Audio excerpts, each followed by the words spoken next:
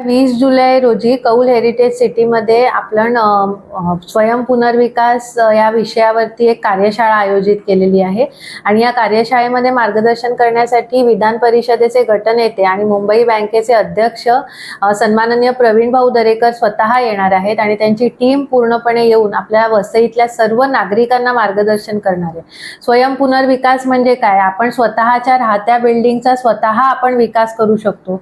आपण कुठे आपल्याला फायनान्स मिळू शकतं, कुठची बँक आपल्याला मदत करू शकते, कशा प्रकारे ही मदत होऊ शकते, कशा प्रकारे आपल्याला आपल्या राहत्या घरापेक्षा 3 पट मोठं घर आपल्याला मिळू शकतं, ह्या सगळं योजनेमध्ये याचं संपूर्ण विस्तृत मार्गदर्शन सन्माननीय प्रवीण भाऊ आणि त्यांची पूर्ण टीम ही आपल्याला करणार आहे।